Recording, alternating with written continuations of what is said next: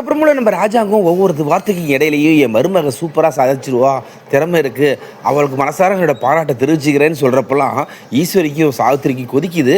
இந்த ஆள் வந்து நடிக்கிறாரா, இல்லை முதலமைச்சர் அவங்களோட பொண்டாட்டி சொன்னாங்கிறதுக்காக செய்கிறாரா, ஒன்றுமே புரியல. மனசுலேருந்து சொல்கிற மாதிரி இருக்குது ஒவ்வொரு வார்த்தையும். இவரை நம்ப முடியலையே.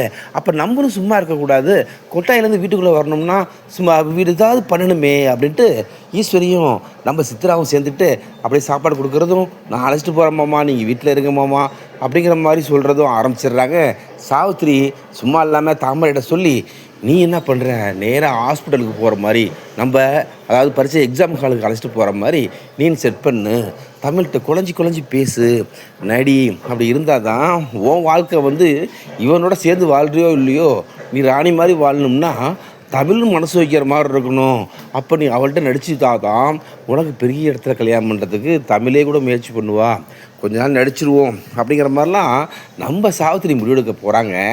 இதெல்லாம் தாண்டி நம்ம சேது என்ன பண்ணுறாருன்னா, வீட்டுக்குள்ளே வர்றதுக்குள்ளே எல்லா வழியும் பண்ணிட்டாரு. வீட்டுக்குள்ளே வந்து என்ன பிளான் பண்ணுறாரு அப்படிங்கிறப்ப, சாப்பாட்டில் விஷத்தை வச்சுருவோம் அப்படிங்கிற மாதிரி பிளான் பண்ணுறாரு. யாருக்கு? ராஜாங்கத்துக்கு. அதை வந்து நம்ம கையால் கொடுக்கக்கூடாது. மலர்களையும் பிடிக்கலை. மலர்கிட்ட நல்ல விதமாக அன்பாக பேசி நம்ம கொஞ்சம் கொஞ்சமாக மனசை மாற்றுவோம். மாற்றிட்டு மலர்கிட்ட வந்து ரொம்ப பேச நம்ம சொல்கிறதெல்லாம் கேட்க ஆரம்பிச்சிருவா. அப்படி பண்ண பிறகு கொஞ்சம் கொஞ்சமாக விஷத்தை கொடுக்க ஆரம்பிச்சிருவோம். கொடுத்து அது வந்து ராஜாங்கம் சாப்பிட்ற மாதிரி வச்சிடலாம் அப்படிங்கிற மாதிரி பிளான் பண்ணி, அதாவது நம்ம எதிர்கட்சி தலைவர் சொன்னதை கேட்குறதுக்காக பிளான் பண்ணுறாரு நம்ம போஸு. அதுக்கு மலர் சம்மதிப்பாங்கங்கிறது வந்து எந்த விதத்தில் உண்மை அப்படிங்கிறதுலாம் தெரியாது. இன்றைக்கெல்லாம் அலக்கலப்படுத்துகிறாங்க. காலேஜுக்கு போகிறப்ப பாட்டி வந்து ஒவ்வொரு வார்த்தையும் பேசுகிறப்ப, என் பேரன் வந்து உயிரையே விடுவான், அவளுக்காக எது வேணாலும் செய்வான்னு சொல்கிறது நடிப்பு வந்து சூப்பராகவே இருக்குது. சேது வந்து ஒவ்வொரு வாட்டியும் கிளவியை பார்த்துக்கிறப்பெல்லாம் கிளவி என்னை கொத்துட்றியே அப்படின்னு சொல்கிறப்ப வந்து ரெண்டு பேருக்கும் கெமிஸ்ட்ரி சூப்பராகவே ஒர்க் ஆகுது. இதில் வந்து தமிழ் கேரக்டரை தாண்டி பாட்டியும் சேதுவும் பண்ணுறது வந்து நல்லாவே இருக்குது. அவர் தலையில் அடிச்சுக்கிறார், ஒவ்வொரு சேர்லையும் தலையில் அடிச்சுக்கிறது அப்படிங்கிறதெல்லாம் நல்லாவே இருக்குது. ஆனால் அவர் வந்து இந்த கிராமத்து கேரக்டராக இருக்கிறதுனால எப்படின்னா ஒரு கிராமத்தான் மூஞ்சிக்கிற மாதிரி காமிச்சிக்கிட்டு இயற்கையாகவே கொஞ்சம் கொஞ்சமாக மாறிக்கிட்டு இருக்காரு. ஆரம்பத்தில் அதாவது ஒரு தத்தி மாதிரி தான் பண்ணிக்கிட்டு இருப்பார் நம்ம சேது. ஆனால் போக போக பார்த்திங்கன்னா இப்போ வந்து கொஞ்சம் கொஞ்சமாக அந்த உண்மையான காதலுக்கு உண்டான இதை வந்து தமிழுக்கு ஈக்குவலாக நம்ம ஆக்டிங் பர்ஃபார்மன்ஸ்லாம் பண்ண ஆரம்பிச்சிடுறாரு. இது வந்து எக்ஸாம் எழுதி கண்டிப்பாக இவங்க வந்து நல்ல ஒரு மார்க் எடுக்க போகிறாங்க. மார்க் எடுக்க போகிறப்ப வந்து இந்த காலேஜுக்கு இதெல்லாம் பண்ணுறேன் அதெல்லாம் பண்ணுறேன்னு சொல்கிறப்ப முதலமைச்சர் வரலையும் பெருமை சேர்க்குற மாதிரி ஆயிடுச்சு.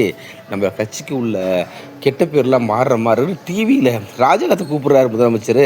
கூப்பிட்டு சொல்கிறாரு, டிவியில் எந்த பக்கம் திரும்பினாலும் பார்த்தா உன்னை பற்றி தான் பேசிக்கிறாங்க, நீ அமக்கலைப்படுத்திட்டேயா, எனக்கு ரொம்ப சந்தோஷம் ஐயா, எப்படியாவது நம்ம கட்சிக்குள்ளே கெட்ட பேர் எல்லாத்தையும் போக்கிட்ட அப்படிங்கிற மாதிரிலாம் கூப்பிட்டு பேச ராஜாங்கத்துக்கு ரொம்பவே பெருமையாக இருக்குது.